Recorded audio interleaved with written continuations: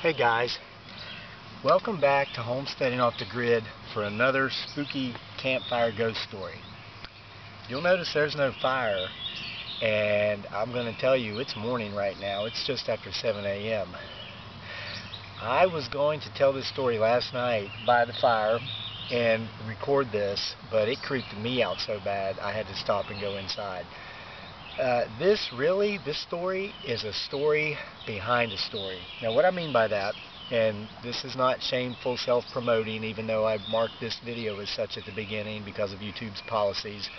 I've written several books. I wrote one in 2010 called From the Graves of Babes, as you can see there, and you can get it on Amazon, ebook. I believe there's some print copies available. But it's the story behind this story that is so creepy, and that's what I'm going to tell you. Okay, this isn't say, hey, buy this book. This is I'm going to tell you about what this story is about, and then the story behind the story, so you don't have to buy this. You can if you want, but this isn't to push this. Okay, so this book is historical fiction. It's a paranormal story, a ghost story that's appropriate for children. There's no bad words or adult situations of sexual nature.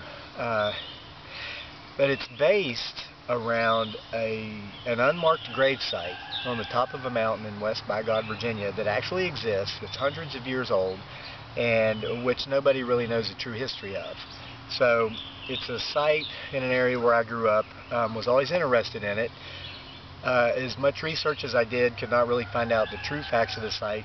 So I kind of put what I did know together and made a novel out of it, and it did really well. Not that it's certainly not the best writing I've ever done. My writing in the last decade or so since I've written this has come a long way. But here's the situation. There's 8 or so unmarked graves on top of this mountain. Some of them are small, and obviously the graves of children. It's kind of where it deprives the title, From the Graves of Babes, and the storyline. The storyline is about some girls who were abducted over a series of years, never found. And the ghosts of these girls began visiting this man who he was a recluse. He'd kind of gone off to live in this cabin on top of this mountain just below this gravesite because his daughter had recently been abducted, never found her. He had no idea what came of her. Well, the ghosts of these girls that had been abducted and disappeared in a generation previous, actually when this man was a child, these girls would have been about his same age, began visiting him, and they were coming to him for help because even in death they were still being tormented by their captor, but it was their captor's ghost. So the guy kind of has to figure out who exactly it was that took these girls, what he did to them, why he did it, and how could he save their spirits in the afterlife from his evil spirit, which was in the afterlife. And during this whole process, he's confronting his own demons, the loss of his own daughter. He drinks heavily. He's an alcoholic. It's a pretty neat story, but here's the story behind the story. Much of this story I actually wrote at the actual setting. I would get up there with my laptop, and the place just creeped me out so much the words just flowed.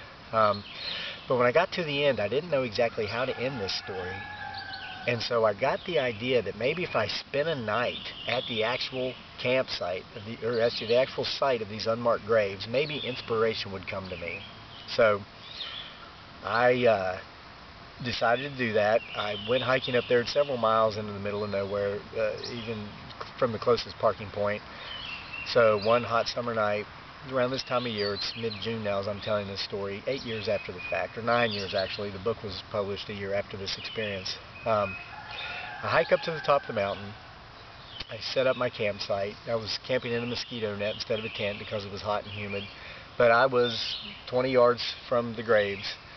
Set up a fire ring, made some canned ravioli, having a good old time, just camping out in the middle of the woods all by myself. So darkness fell, and as you know, if you've ever done any camping, there's something magical. Hot summer night in the house, you just can't go to sleep. You're up till 1 o'clock in the morning scrolling on your phone or whatever. Well, when you're out in the woods, as soon as it gets dark, you're just comatose. It's wonderful. It's actually a good way to reset your sleep pattern if you've gotten off kilter. So darkness falls. I decided to crawl in my mosquito net and go to sleep.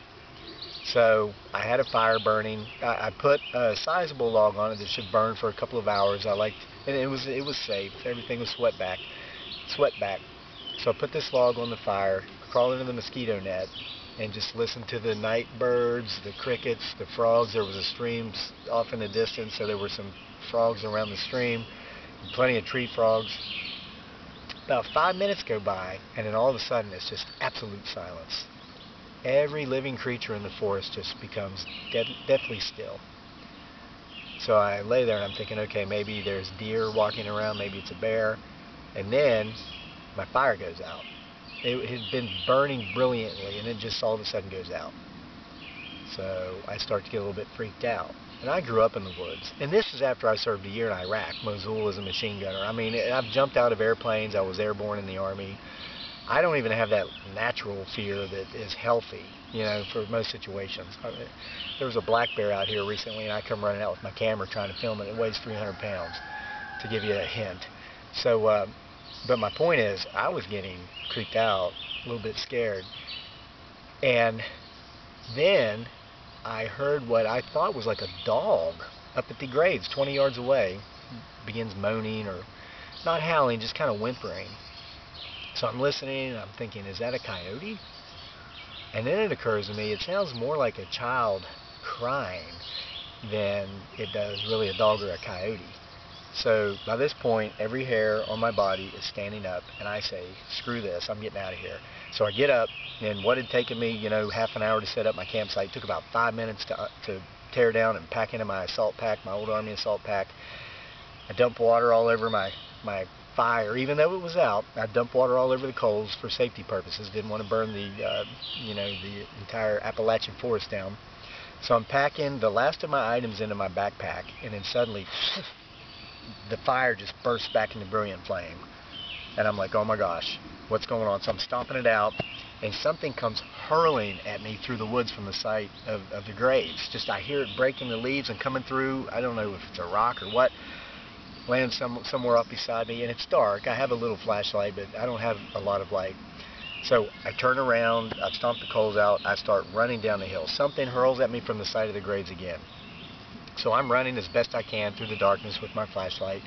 I get about 50 yards below the graves, and it's like something grabs me from behind, and I'm jerking. It's got my backpack, and I finally get loose, and I turn around and I look. I'm assuming it's like an overhanging tree limb, but there's nothing there.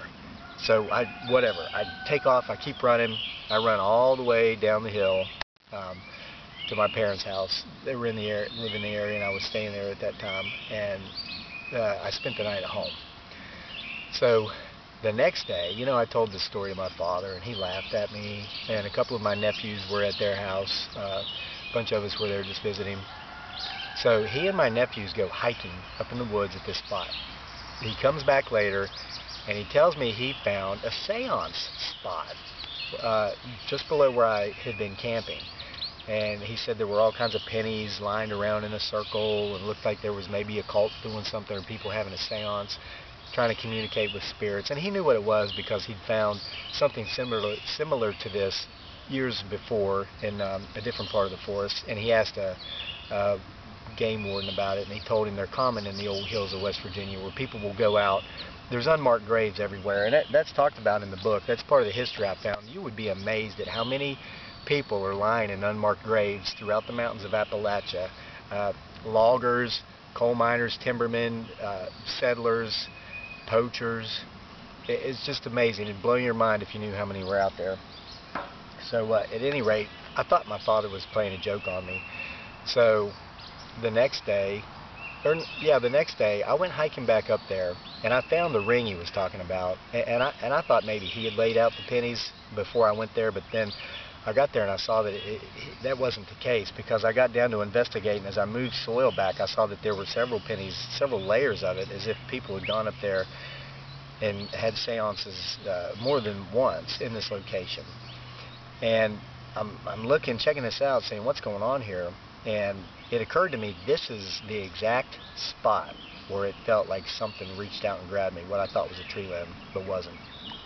So a couple of weeks later, I went up there with a few friends of mine, I had some old friends from high school, and now, you know, we're older. We're in our mid-30s by this time. I'm in my mid-40s now. And we were into all the paranormal reality TV shows were big on TV. Not that I watch TV, but it's all over the internet, and it's always been an interest. I mean, it's part of the reason I write in the genre, and I've written many paranormal stories, short stories, other novels. So we go up, we build a fire where I had my fire. That night I was camping, and we kind of have our own little seance.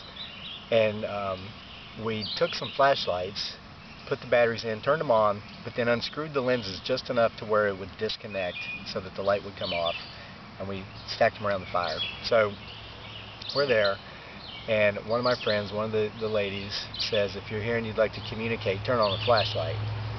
And I'm thinking, this is crazy. I can't believe I'm doing this. I mean, I believe there are things out there we don't understand, and who am I to... I'm smart enough to know I'm not smart enough to know what these things are and how to define them. So I leave it at that.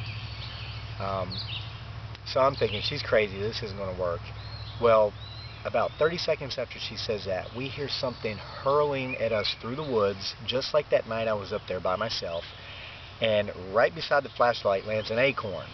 It was a green acorn. It was not ripe. It had not fallen because it was ripe from an oak tree, and it still had a stem on it showing where it had been torn off of a tree. It did not drop, and it came at an angle from 20 yards away. So I'm looking at that, and I'm thinking, okay, that's creepy. And then the light comes on. The flashlight comes on. So that was enough to convince me that I didn't want to stay there any longer. And my friends, who were all brave, and the whole time we're hiking up the mountain, were telling me all these ghost hunting expeditions they'd been on, all these seances they had, and how they experienced all this stuff, and they weren't scared. We all decided it was time to leave. We hadn't been there long. That was the only thing we saw, and that was enough. We got our stuff, and we got out of there. And I've not been back. That was 8 years ago. So that's the story behind the story. Again, the name of the book, and this isn't for self-promotion. I've told you what it's about, and I told you the creepy story behind the story, and that's included as an afterword in here. It's from The Graves of Babes, which you can get on Amazon. 7:27 a.m. now, because I wanted to tell this story last night by the campfire, but as soon as I started remembering it, I said, you know what? This is a story that can wait until tomorrow morning, because now I have all day to forget about this story as long as I don't watch this video. If you watch this video, I don't recommend watching it right before bedtime. If you do, good luck getting to sleep. But if you do like these creepy campfire ghost stories, we're going to be telling them all summer long. So make sure to subscribe to our channel, Homesteading Off the Grid. You might learn about some gardening and chicken raising and growing and raising your own food too. But we're going to be here to creep you out with some creepy old campfire ghost stories. And we'll see you next time.